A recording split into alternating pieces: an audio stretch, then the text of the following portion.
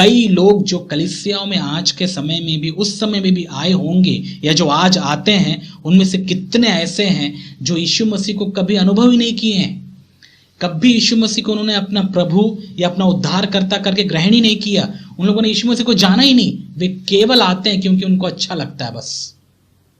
मतलब बिना उद्धार प्राप्त किए हुए लोग भी कलीसियाओं के सदस्य बनकर बैठ जाते हैं और वे आते रहते हैं। कई मसीह घराने के बच्चे भी होते हैं, वो परिवार वाले भी होते हैं जिन्होंने कभी यीशु मसीह को जाना नहीं। वे लोग चर्च में आते हैं, क्यों? हमारे माँ बाप जाते थे, हम भी मसीह हैं, मसीह घराने में हम पैदा हुए, तो चलो हम भी चलते हैं। क्या कभी यीशु मसीह को ग्रहण किए? क्या कभी अनुभव किए? नहीं। विशेष करके वे लोग जो मसीही घरानों में पैदा हुए बच्चे हैं। मैं इसलिए कह रहा हूं क्योंकि मैं भी एक नामधारी मसीही परिवार में पैदा हुआ था। मेरे माँ बाप भी प्रभु को जानने वाले थे। मैं जब छोटा था वे भी चर्च में जाते थे। उन्होंने कितना प्रभु को जाना मुझे उसके बारे में बिल्कुल नहीं पता, क्योंकि मैं उस समय छोटा था। लेकिन मैं भी उनके साथ जाता था, मैं भी बाइबल पढ़ता था, प्रार्थनाएं करता था, सारे एक्टिविटीज या जो भी क्रियाकलाप होते सारे में मैं भाग लिया। बच्चों के जो भी कार्यक्रम होते हैं सब में। क्यों? क्योंकि हम मसीही हैं, मसीह परिवार में मेरा जन्म हुआ है। और ऐसे ही मैंने अपने जीवन को बिताया। कब तक? 17 साल तक। और मुझे कहीं ना कहीं किसी न किसी एंगल से लगता था कि हम क्रिश्चियंस हैं, हम मसीही हैं। लेकिन यदि कोई मुझे पूछता, क्या तुमने कभी भी यीशु मसीह में नया जन्म प्राप्त किए? वो अनुभव थोड़ा बताएंगे कैसा था? जब आपने पहली बार पवित्र आत्मा को अपने अंदर अनुभव किया, वो अनुभव बताएंगे कैसा था? पता ही नहीं। नया जन्म पाया, वो क्या होता है भाई?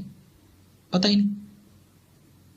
इसी अवस्था में ना जाने कितने मसीह लोग हैं, आज भी कलीसियाओं में है, जो अपने आप को मसीही कहते हैं क्योंकि उनके माँ बाप मसीही रहे होंगे। ये लोग हैं नामधारी मसीह जो कलीसियाओं में आते हैं, लेकिन इन्होंने व्यक्तिगत तौर पर कभी भी यीशु मसीह को अपने जीवन में अनुभव नहीं किया। वे लोग नया जन्म पाए ही नहीं है, उन्हें पवित्र आत्मा का अनुभव कभी किया ही नहीं है। ऐसे लोग भी कलीसियाओं में पाए जाते हैं। और ये वो हैं जो चर्च में कांटों का काम करते हैं, अपनी जीवन शैली के द्वारा प्रभु के लोगों को बहकाते हैं, बरगलाते हैं, उनको आकर्षित करते हैं, संसार की तरफ उनको खींचते हैं। सच कह रहा हूं मैं आपसे, मेरी भी अवस्था ऐसी ही थी। पता नहीं था मुझे, लेकिन जब मैं प्रभु के वचन को सुना,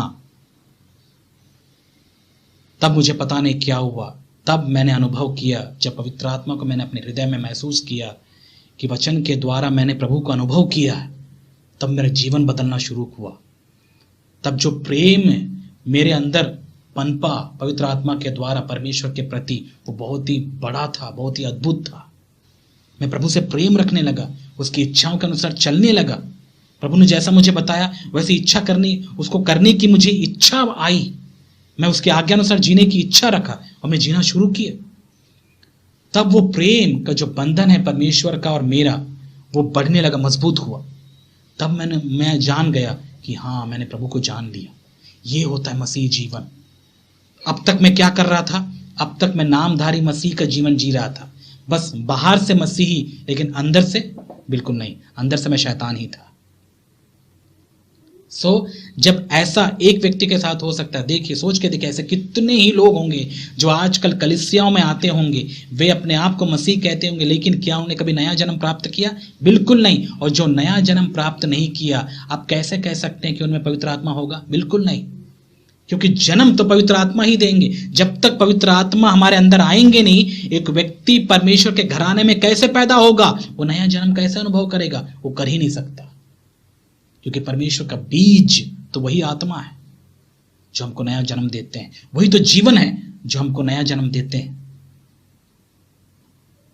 और यही हालत है आजकल कई कलीसियाओं की। और इसीलिए मैं हमेशा अपने बच्चों के प्रति मैं बहुत ही सतर्क रहता हूँ, जागरूक रहता हूँ, क्योंकि वे भी मसीह घराने में पैदा हुए हैं। मैं दुआ करता हूँ उनके लिए गंभीरता से कि प्रभु, मैं नहीं चाहता कि मेरे बच्चे नामधारी मसीह होकर जीवन बिताएं, उनके माँ बाप के दम पे नहीं। मैं चाहता हूं कि मेरे बच्चे सच में आपको अनुभव करें, वे नया जन्म प्राप्त करें। और जब तक वे अनुभव नहीं करेंगे तब तक परमेश्वर मैं उनके लिए प्रार्थना करता ही रहूँगा। मुझे ज़रूरत है, मैं चाहता हूँ कि मेरे बच्चे आपको जाने, सच्चाई से जाने। मुझे आलतू फालतू बाहरी तौर पर मसीह क्रियाकलापों में कोई इंटरेस्ट नहीं है प्रभु। हाँ, बच्चे इंटेलिजेंट हैं, बच्चे सारा काम करते हैं, बहुत सारी बातें वे लोग मसीह क्रियाकलापों में भाग लेते हैं, लेकिन मुझे उसमें कोई दिलचस्पी नहीं है। मैं चाहता हूं कि वे आप पर विश्वास करें, आप में नया जन्म वो प्राप्त करें, पवित्र आत्मा से भर जाएं। ये मेरी इच्छा है। और इसीलिए हर एक मसीह घराने से आए हुए लोग, मैं आपसे कहना चाहता हूं, याद रखिएगा, आप यदि नया जन्म नहीं प्राप्त किए हैं, खुद व्यक्तिगत तौर पर यीशु मसीह को अनुभव नहीं किए हैं, आपका मसीह होना व्यर्थ है। आप बाहरी रीति से या बाहरी तौर पर मसीह अपने आप को कह सकते हैं, लेकिन उससे कोई फायदा नहीं है। फिर भी आप गड्ढे में जाएंगे यदि आपने खुद व्यक्तिगत तौर पर प्रभु को नहीं जाना, यानी नया जन्म नहीं प्राप्त किया है। तो क्या करना है आपको? यीशु मसीह ने क्या कहा? मन फिराओ, अपनी इच्छा से मन फिराओ, प्रभु के पास आओ, प्रभु की इच्छा को पूरी करने की इच्छा उसके सामने रखिए। मन फिराकर यदि आप प्रभु को स्वीकार करते हैं, अपने हृदय में जगह देते हैं, उसे अपना प्रभु समझते हैं, उद्धारकर्ता मानते हैं, तो प्रभु आपके जीवन में आएंगे, आपको नया जन्म प्राप्त होगा, पवित्र आत्मा के रूप में वो आएंगे आपके अंदर। यही है नया जन्म। इसके बारे में आप पढ़ सकते हैं बाइबल में, नए जन्म के बारे में, लेकिन मैं आपको सीधी सीधी बात, जो संदेश मुझे आपको देना है वो मैं दे रहा हूँ कि हे नामधारी मसीहों, विशेष करके वो लोग जो मसीह घरानों में पैदा हुए हैं, मैं आपसे कह रहा हूँ कि आप अपने मनों को टटोलिए। यदि अब तक आपने यीशु मसीह को व्यक्तिगत तौर पर नहीं जाना, तो आज ये समय है, आज मन फिराइए, यीशु मसीह को अपने जीवन में प्रभु और उद्धारकर्ता करके स्वीकार कीजिए, ताकि आप नए जन्म का अनुभव कर सकें। तब आप अपने आप को मसीह कह सकते हैं, अन्यथा आप मसीह नहीं कह सकते अपने आप को। समझ में आ रहा है? तो ये मैं क्यों बता रहा हूं आपको?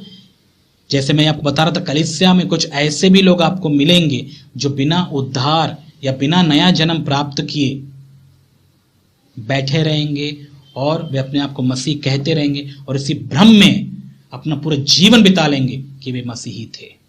आज कई कलीसियाओं में यही हाल है, और पास्टर्स भी बिल्कुल बेफिक्र होते हैं। कितने लोग हैं आपके चर्च में? 100 लोग हैं, उनमें से कितने नए जन्म प्राप्त किए? अरे क्या फर्क पड़ता है, चर्च में आ रही यही काफी है। उन लोगों को आप मेंबर भी कैसे कह सकते हैं बताइए, जो प्रभु को जाने ही नहीं? वो लगता है यीशु मसीह की देह के अंग है? बिल्कुल नहीं, ऐसा नहीं हो सकता। जो यीशु मसीह को व्यक्तिगत तौर पर जानते हैं, वे ही उस कलीसिया के सदस्य हैं, उस कलीसिया के अंग हैं, यीशु मसीह की देह के अंग हैं, अन्यथा नहीं। जिनमें प्रभु का आत्मा नहीं, वो उसका जन नहीं। आपने नहीं पढ़ा ये बात को? समझ में आ रहा है? केवल अब्राहम के खतना करने से काफी नहीं था, उसके घराने में जितने थे उन सबको व्यक्तिगत तौर पर खतना करवाना था। अब आप बोलेंगे आप खतना की बात क्यों कर रहे हैं, खतना की शिक्षा क्यों सिखा रहे हैं? मैं आपको उदाहरण दे रहा हूं कि पुराने नियम में यही खतना, नए नियम में हमारे लिए वही पवित्र आत्मा का दान है। जैसे पुराने नियम में खतना किए, उसी प्रकार नए नियम में पवित्र आत्मा ने हमारे पाप को हमसे अलग किया, और वही तो है जिससे हमको एक पहचान मिलती है कि हम मसीही हैं। जैसे वो खतना पुराने नियम के लोगों के लिए पहचान थी कि वे प्रभु के हैं, वैसा ही, और ये बहुत इंपॉर्टेंट था उस समय, आज हमारे लिए वो पवित्र आत्मा से भरना या पवित्र आत्मा को अनुभव करना, और पवित्र आत्मा ही हमारे लिए मसीह होने का पहचान है। जिनमें प्रभु का आत्मा नहीं, वो प्रभु का जन नहीं, ये आप जान लीजिए। इसीलिए ऐसे लोगों से भी आप थोड़ा सावधान रहिएगा, जो इस भ्रम में रहते हैं कि वे लोग मसीह हैं। वो क्यों? क्योंकि वे मसीह घराने से आते हैं, उन्होंने व्यक्तिगत तौर पर प्रभु को नहीं जाना। और ऐसे लोगों की जनसंख्या बहुत है कलीसियाओं में, विशेष करके जो मेन लाइन चर्चेस में आप पाएंगे ऐसे।